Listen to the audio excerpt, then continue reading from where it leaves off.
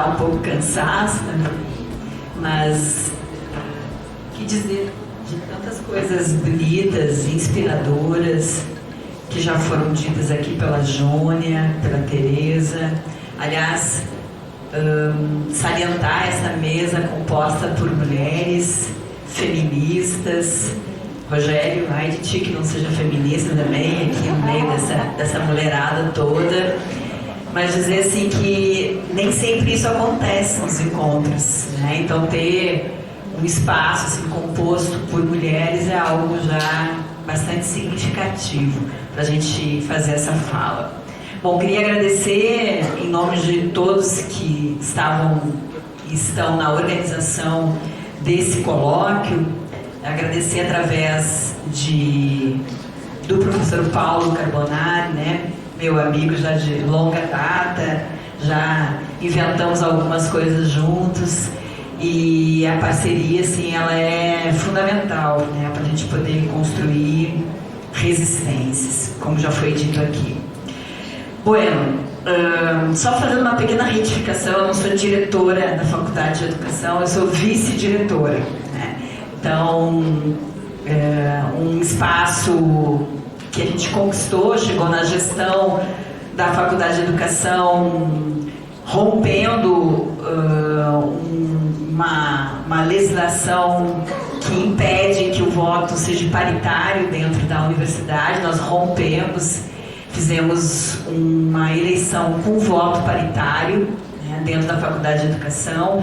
Então esse fato também é um fato assim, que muito me orgulha, porque penso que essa luta também é uma luta que a gente enfrenta dentro das universidades e que nenhum governo até então derrubou esse decreto aí, que é da época da ditadura militar no Brasil. Bueno, quando o Paulo me convidou para fazer parte dessa mesa, eu fiquei pensando muito no título dessa mesa aqui, que se chama Caminhos Alternativos para Reexistir. Bom, então uma certa mania aí do campo da filosofia, a gente tem esse vício de iniciar pensando com perguntas, né, com questões. Tem um pensador que eu gosto muito, Maurice Blanchot. Ele vai dizer que a pergunta é o desejo do pensamento, né? É a pergunta que nos remete sempre à vontade de querer pensar. Quando se mata a pergunta, se mata o desejo. Quando se mata o desejo, se mata a capacidade de continuar fazendo perguntas, elaborando questões. É isso que esse contexto, de uma certa maneira, nos faz nos sentirmos incapacitados de desejar. E é essa a nossa principal resistência, é a gente conseguir produzir desejos. Então, muito imbuída assim, em pensar esse título, eu elaborei algumas questões, né, que esse título me provocou quando eu fiquei pensando o que eu poderia trazer aqui de significativo, que é uma responsabilidade muito grande, né, a gente falar de resistência nesse momento histórico que a gente está vivendo no Brasil, na América Latina, no mundo, né, falar de resistência é um compromisso e tanto, né, poder fazer com que essa fala tenha sentido, que essa fala toque, porque senão a gente perde a oportunidade também de fazer da palavra algo significativo, né? O que significa pensar caminhos alternativos? Foi a primeira questão que eu me coloquei, né? Por que essa mesa tem esse título de pensar caminhos alternativos?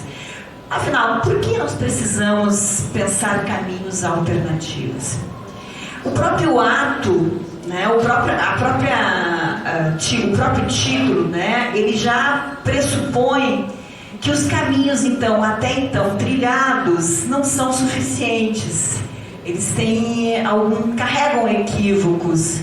É preciso buscar outros caminhos, né, caminhos alternativos a esses caminhos que a gente vem percorrendo.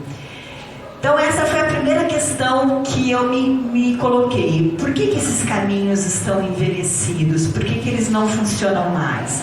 Por que nós chegamos, afinal, onde nós chegamos? Por que nós vivemos hoje uma situação do país que se revela, que se mostra com essa cara fascista, racista, homofóbica, né? Todos os preconceitos e violências, que não tem mais vergonha de se manifestar, né? Que não tem mais nenhuma preocupação com o chamado politicamente correto. Eles estão aí, colocados, né? E se sentem muito bem à vontade. Por que nós chegamos a esse nível, né, de relações, né, de configuração política nesse país?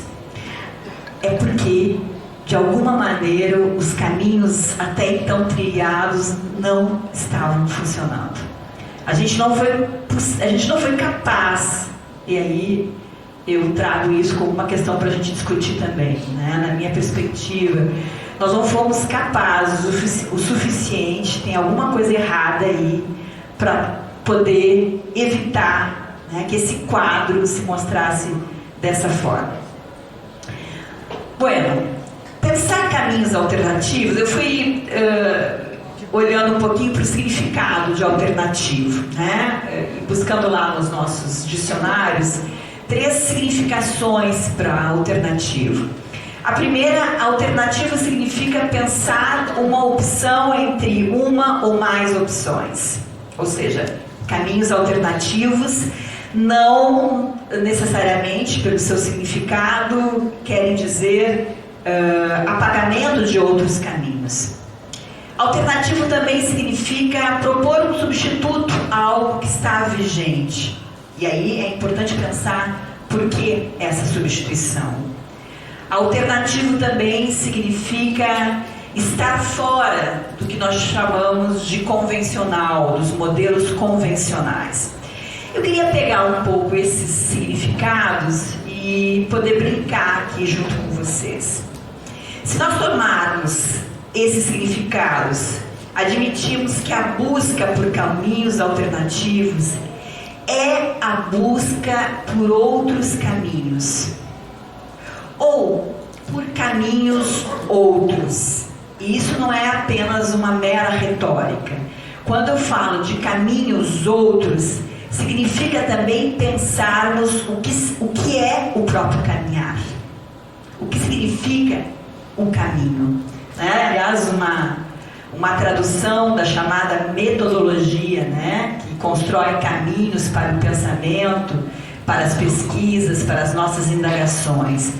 Aqui o que eu estou propondo pensar junto com vocês é que talvez seja necessário não somente pensar outros caminhos, mas talvez seja necessário pensar o que seja mesmo caminhar. Então a pergunta para mim ainda insiste: por que esses caminhos traçados, eles não são suficientes? Por que nós temos que buscar outros?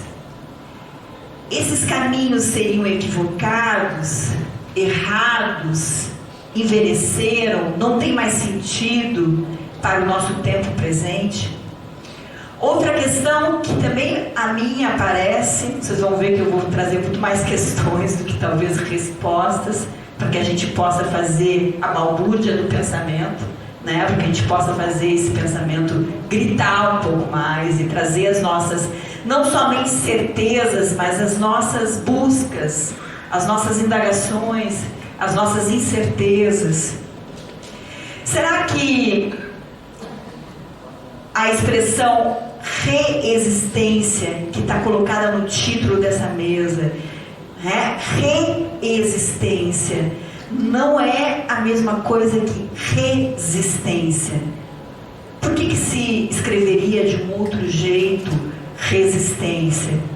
Será que os caminhos alternativos é que nos levam à reexistência, ou é a reexistência que produz caminhos alternativos? Bueno, eu não sei se eu vou dar conta de pensar com profundidade todas essas questões, mas eu queria iniciar com elas. E para poder desenvolver um pouco mais a reflexão, eu queria trazer três coisas para a gente pensar aqui. Primeiro, essa ideia, aprofundar e mexer um pouco mais com ela, dos caminhos alternativos, caminhos possíveis e seus sentidos, a própria ideia de resistência, e a gente pensar aqui junto experiências de resistência, que eu acho que as meninas aqui trouxeram tantas ideias, tantas reflexões que já aprofundam, né, esse caminho que eu também queria trilhar aqui. Bom, nós temos um quadro, e certamente esses dados que eu vou trazer aqui para vocês, para a gente pensar o primeiro ponto, né? Por que é necessário construir caminhos outros, caminhos alternativos. Esse mapa, que eu vou trazer alguns elementos, ele já é com certeza conhecido de vocês. Mas é preciso deixar que esses dados continuem nos perturbando. É preciso, porque, gente, às vezes a gente tem a impressão que está falando a mesma língua, mas a gente não está. Hoje, eu estava no café da manhã, eu venho de uma maratona, eu falei para o Paulo aqui, uma maratona, eu estou bastante cansada, mas assim, profundamente energizada, né? Porque eu venho de um encontro numa aldeia Guarani, de 3 dias, que aconteceu no Salto do Jacuí, e esse encontro foi um encontro de resistência. Eu sempre fico pensando a ideia de retomada que os Guarani, né, têm nos mostrado, né, que os indígenas têm nos mostrado, a retomada como um princípio filosófico, como um princípio político. Nós temos todos que fazermos essas retomadas. Eu acho que os Guarani, em especial, têm nos ensinado isso com profunda sabedoria. E eu estava conversando com um senhor, um cidadão, né, na pousadinha que eu fiquei, e eu não tinha visto a notícia, né, que o decreto do Bolsonaro que tinha ampliado, né, o uso das armas para as várias categorias aí, né, de brasileiros, cidadãos do bem, né, desse Brasil. E eu estava conversando com esse senhor, um viajante, e eu dizia para ele, mas que absurdo, a gente estava vendo um noticiário da manhã, que absurdo isso, né? E ele se vira para mim, não acho nenhum absurdo. Eu acho que isso afinal, os bandidos andam armados, por que a gente não vai andar armado? E aí a gente, a todo momento, né, se coloca como que a gente constrói esse diálogo. Como que a gente pode construir esse diálogo? Porque essa compreensão, ela está aí, presente, ela faz parte do nosso cotidiano, ela está entre nós. Como que a gente consegue construir esse diálogo, não apenas dizendo, olha, essa é a minha verdade, é uma verdade absoluta, mas partindo de um diálogo no espírito mais radical freiriano, né? Onde a gente constrói esses caminhos conjuntamente, né? Onde a gente vai construindo, né? Vamos construir esses caminhos conjuntamente. Alguma coisa se perdeu nesse diálogo. Alguma coisa se perdeu nesse diálogo com a população mais pobre. A classe média, a gente nunca acreditou que esse diálogo seria um diálogo esperançoso, possível, né? Uma parte, ao menos, dessa classe média. Mas alguma coisa se perdeu ali com essas camadas mais vulneráveis, mais expostas, que hoje, em grande parte, né, a gente vai ver os dados de quem votou, por exemplo, em Bolsonaro, vem dessa camada. Então, como que a gente reconstrói esse diálogo? Porque a realidade, ela está aí, mas ela é escancarada para quem? Para quem ela é escancarada, essa realidade? Para quem essa realidade se mostra, por exemplo, dessa forma? Quando o número de pobres aumentou vertiginosamente no Brasil. Quando o país passa a ter hoje, né, dados do Mapa da Desigualdade Social, do Atlas da Violência, do IPEA, do CIMI, da Pastoral da Terra, do Núcleo de Estudos sobre a Violência, eu fui trazendo alguns dados assim, que eu achei que, né, seriam importantes para a gente continuar pensando sobre eles. Quando a gente tem hoje cerca de 15 milhões de brasileiros que vivem em situação de pobreza extrema no Brasil. Quando uma média de 1% dos mais ricos ganha 30 vezes mais do que o rendimento de 50% dos mais pobres. Quando a gente percebe, pela primeira vez em 23 anos, que a renda das mulheres cai em relação à renda dos homens. Os dados mostram que em 2016 as mulheres ganhavam o equivalente a 72% do salário dos homens. Hoje elas ganham cerca de 70% desse salário. E se a gente for pegar o recorte racial, isso amplifica. Estava lendo e recomendo a todos esse texto recente da Sueli Carneiro. Na verdade não é recente, mas é uma compilação de vários textos dela, mas é a primeira vez que essa ativista, filósofa, doutora em filosofia, ativista dos direitos humanos, é a primeira vez que ela tem uma obra publicada.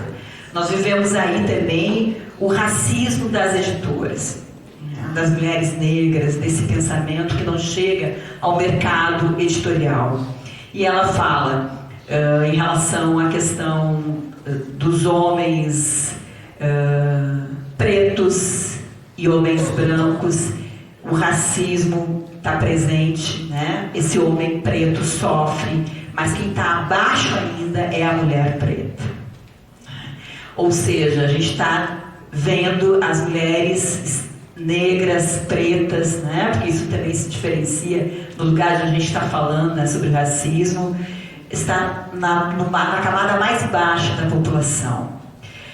E a Sueli Carneiro fala, tem um momento que os homens pretos e os homens brancos são solidários, que é no momento do machismo. Então, o homem preto também explora a mulher preta. Entre 2013 e 2013, o número de homicídios de mulheres brancas caiu 9,8%. No mesmo período, o número de homicídios de mulheres negras subiu violentamente, 54,2%. Bom, eu poderia estar trazendo assim muitos dados. Por exemplo, um dado que eu fui buscar no Mapa da Violência, para terminar nessa leitura rápida da realidade que a gente está vivendo, que é sobre a população carcerária hoje no Brasil.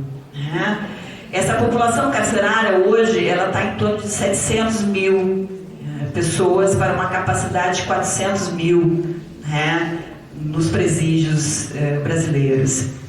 Então a gente tem um déficit aí, superlotação dos presídios. Agora, além dessa violência, tem um dado que é assustador também, que é o Instituto IPEA. Ele coloca que 37% das pessoas presas provisoriamente hoje no Brasil, enquanto correm seus processos na justiça, não são condenadas à pena de prisão no final do seu processo. Se extrapolarmos a estimativa do IPEA para os dados de 2019, poderíamos estimar que existe pelo menos 93 mil pessoas presas injustamente hoje no Brasil. Quando eu pensava nesses dados para falar aqui, eu escutava a notícia no Rio de Janeiro que o seu governador, um juiz, Witzel, sobrevoava de helicóptero Angra atirando.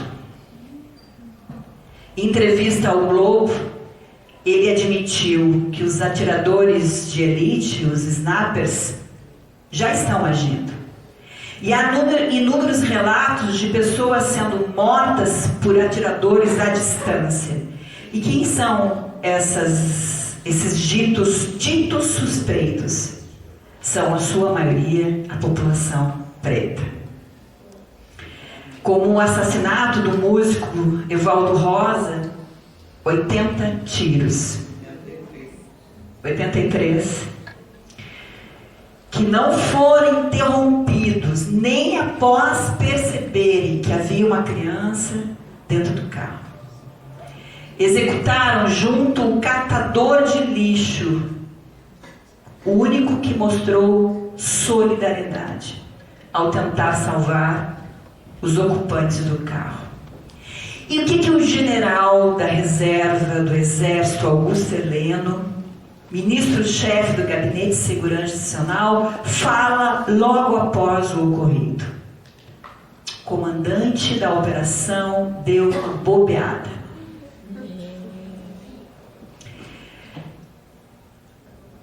Isso está aí, escancarado, estampado. Por que isso não toca uma parte significativa da população?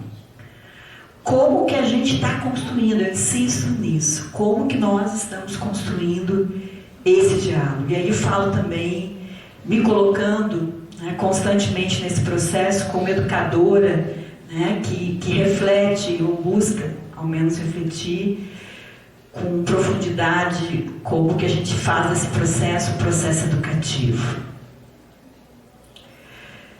Como criar caminhos para mudar essa realidade?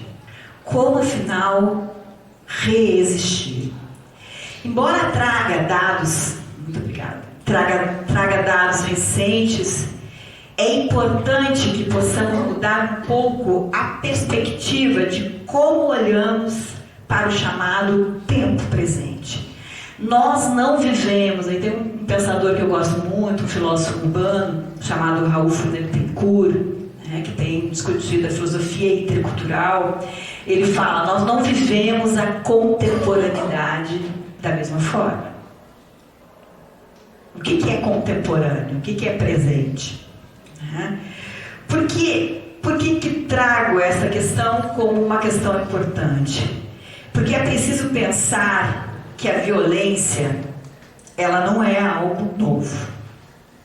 E nem nossa capacidade de responder, né, a essa violência também, ela vem se construindo ao longo da história. Falamos em um tempo fascista, perverso, que não tem mais vergonha alguma de expor seus preconceitos. Contudo, esse tempo estava aí. Ele saiu do armário, né? Como a gente costuma dizer. Ele saiu do armário, mas ele estava ali. Nós nunca conseguimos, de uma forma radical, discutirmos, enfrentarmos o racismo nesse país. Para trazer uma dessas questões. Entre avanços e retrocessos, percebemos mudanças. É claro que a gente mudou, é claro que a gente teve avanço, né? Que a gente teve elementos importantes que foram frutos da nossa capacidade de resistir, que foram frutos da nossa capacidade de conseguir responder a esses tempos todos que se configuram. Quando a gente não é capaz de olhar nos olhos da dor, quando a colocamos embaixo dos nossos tapetes, na aparência de que o silêncio significa paz, a dor retorna de forma violenta, escancarando que na verdade não fomos capazes de enfrentar como deveríamos. Aqui eu falo da história do Brasil, a história da América Latina, marcada pela história da violência. Essa história é marcada pela violência, que se dá de diferentes maneiras, assumindo diferentes caras, mas também é claro que nos ensina muitas formas de resistência. O próprio nome América Latina, né? Que nós continuamos ainda a utilizar esse nome, América Latina. América Latina que nos foi imposta, nós não conseguimos pronunciar o nosso nome. Qual é o nosso nome? É preciso dizer, é preciso falar. Nós não somos latinos, nós somos africanos, nós somos indígenas, nós somos muitas coisas, muitas cores, muitos povos. Nós somos uma América profunda, uma Biayala, nós somos uma Anéfrica, e nós temos que dizer isso. Nós temos que falar sobre isso. Nós temos que trazer essas questões para a universidade, para os nossos currículos, para os espaços coletivos. Nós temos que pronunciar o nosso nome. Qual é o nosso nome? Essa primeira palavra é necessária. É preciso que ela renasça. É preciso reaprender a falar. Nós temos que reaprender a falar. Permitindo que várias línguas atravessem a nossa língua. Que elas gritem em nós a língua negra, as línguas indígenas. Assim é que nós marcamos nosso lugar de fala. Nuestra América profunda tem terra, corpo negro, indígena, que vem há tantos séculos ensinando a reexistir. Mas o que é reexistir? E aqui eu queria utilizar como uma possível inspiração para a gente pensar a resistência, algo que o pensador colombiano que utiliza, né, esse conceito de resistência, ele nos fala, Adolfo Schint. Ele diz o seguinte: reexistir são dispositivos que as comunidades criam, são dispositivos que as comunidades criam e desenvolvem para inventar cotidianamente a vida. A gente não tem um lugar onde a gente deixa de inventar. E através dessa invenção, poder, dessa maneira, confrontar a realidade estabelecida pelo projeto hegemônico que desde até nossos dias inferiorizou, silenciou, visibilizou negativamente a existência das comunidades afrodescendentes, e aí eu colocaria indígenas. A resistência aponta para descentrar as lógicas estabelecidas, para buscar nas profundidades das culturas indígenas e afrodescendentes as chaves de formas organizativas, de produção, alimentação, rituais, estéticas, o hip hop aqui, que permitam dignificar a vida e reinventá-la para permanecer transformando essa vida. O povo indígena e negro, há mais de 500 anos, vem nos ensinando resistência. E Ayrton Krenak fala recentemente numa entrevista algo que eu achei muito tocante. Ele diz o seguinte: somos índios resistindo há 500 anos, mas eu fico preocupado se o branco vai resistir. Para terminar, que o meu tempo já esgotou, eu diria: não podemos deixar e abandonar o sentido de coletivo, de comunidade. Nós temos que recuperar esse sentido profundo de comunidade. Resistir é não deixar a memória apagar. Isso é uma questão muito importante. Nós apagamos a memória facilmente. A resistência passa pelo não apagamento da memória. É preciso recuperar essa memória cotidianamente, como nos fala a gente. É preciso que a gente reveja nossas formas também de organização. Gente, é preciso dialogar sobre essas formas de organização. Como nós estamos nos organizando. Como essa organização está chegando às pessoas. Como nós estamos transformando esse processo, esse diálogo em um processo educativo. Como que nós estamos construindo e reconstruindo nossas lutas. É preciso buscar essas inspirações. A resistência não se faz sozinha. Ela se faz nessa coletividade. Ela se faz no exercício cotidiano de repensar como eu estou construindo isso. Não existe um lugar de verdade. Isso se constrói a todo momento.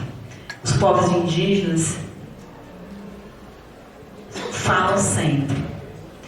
Os governos de esquerda do Brasil foram os governos onde menos se fez reforma agrária, se definiu demarcações de terras.